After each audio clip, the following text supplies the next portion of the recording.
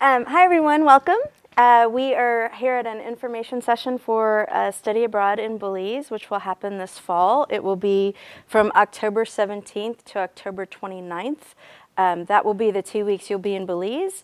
However, the class is part of a longer class where the rest of the class will happen here in the US, and Dr. Mitschke will explain more of that in a minute.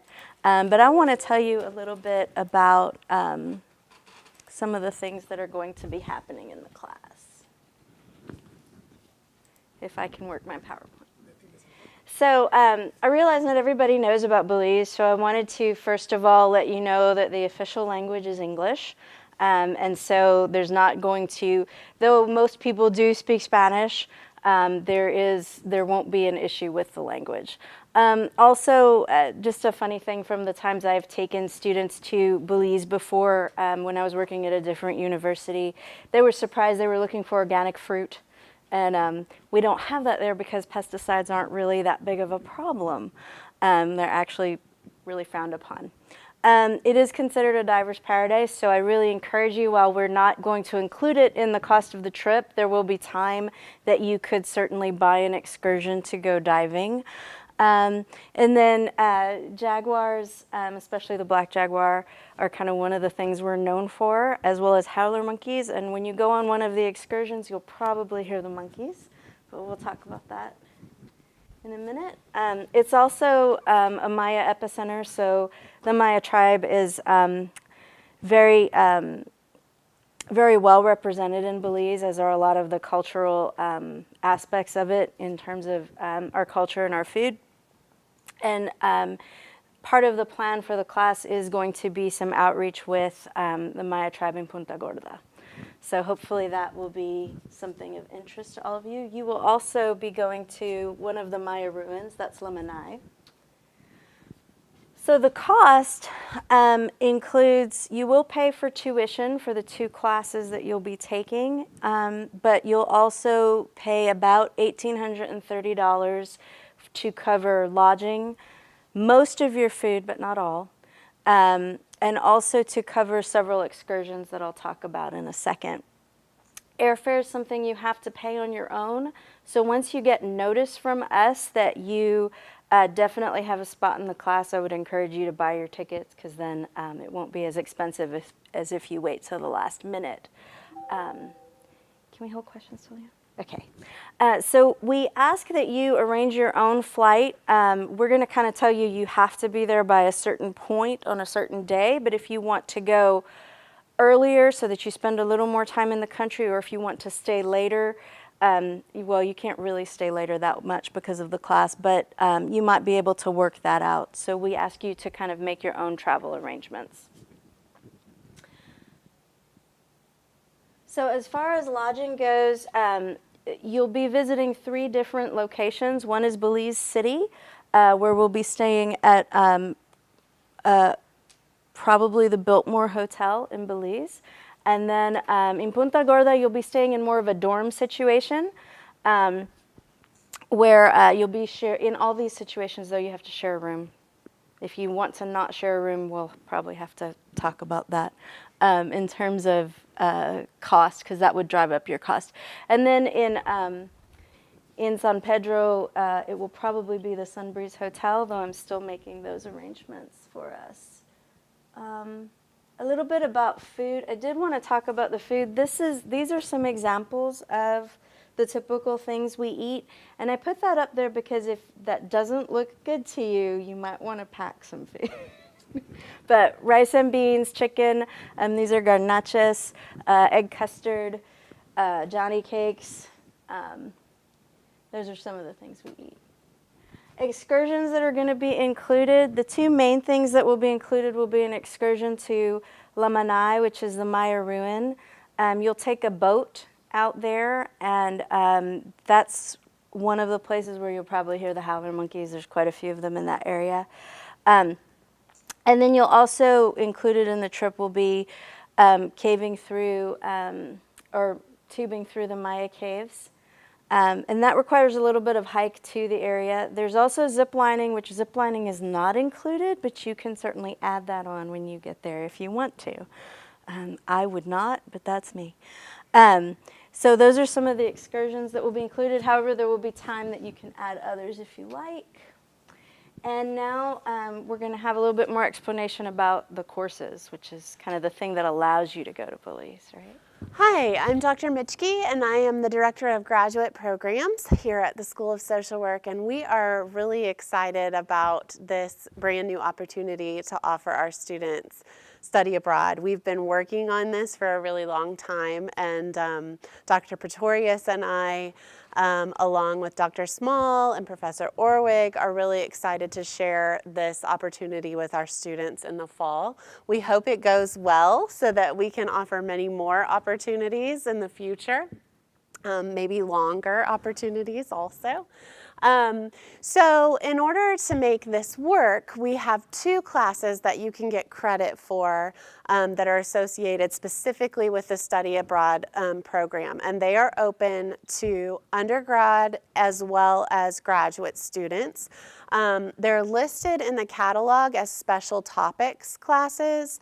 So for undergrads, that course number is 4350.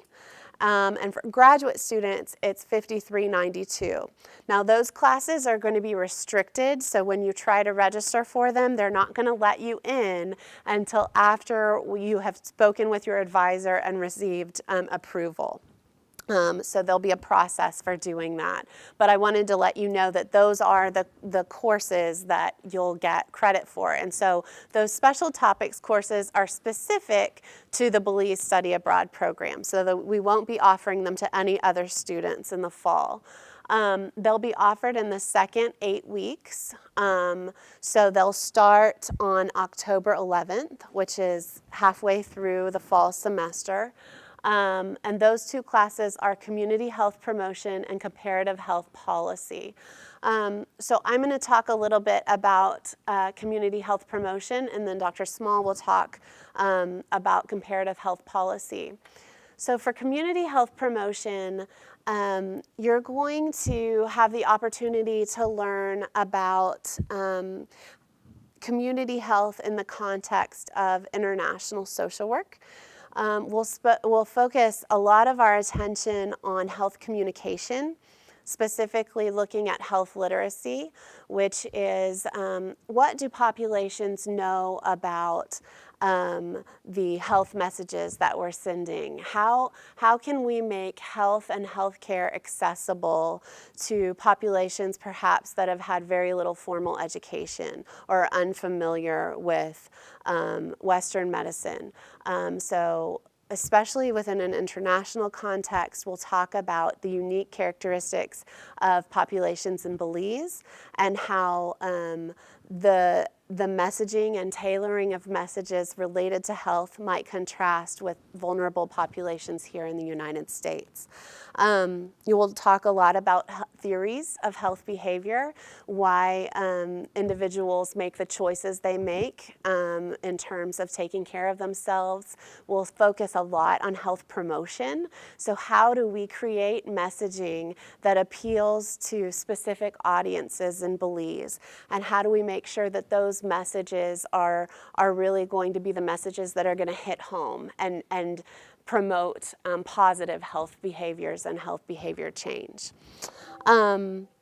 We'll talk again about cross-cultural communication, and then the assignments in the class are really geared to helping students work together to understand the context of health. So there'll be lots of group discussion, group projects. We really want you to work with other students in the class. You're going to be living with these other students, so it will be important that it really becomes a shared learning community.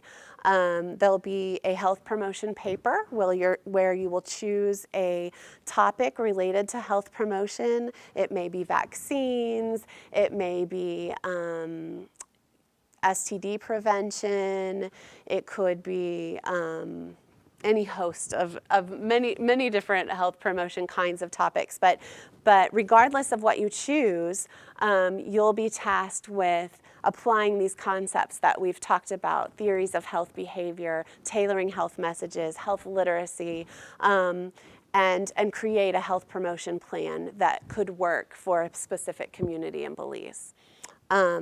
So that's the community health promotion class. I think that the things that you learn in the class, while they will be specific to the Belize community, you'll also be able to take those concepts back here to the United States and apply them with clients you work with, either in your field placement or once you become social workers out in the community as well.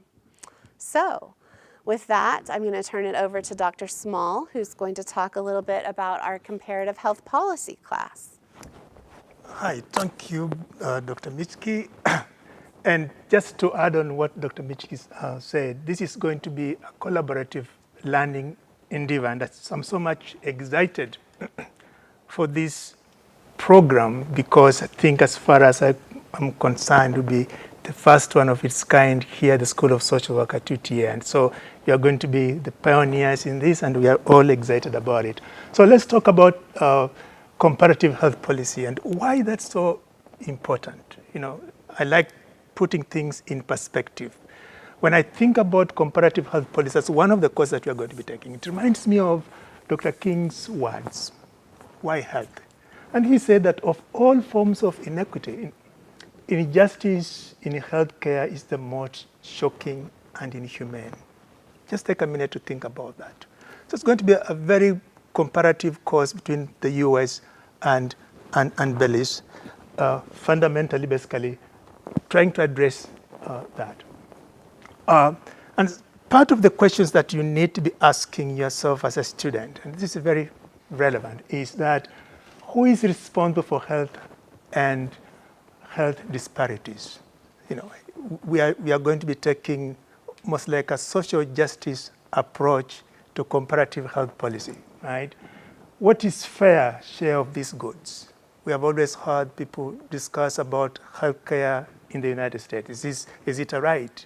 Should everyone get universal healthcare? Which goods should be subject to consideration of justice, right? Is healthcare a special good?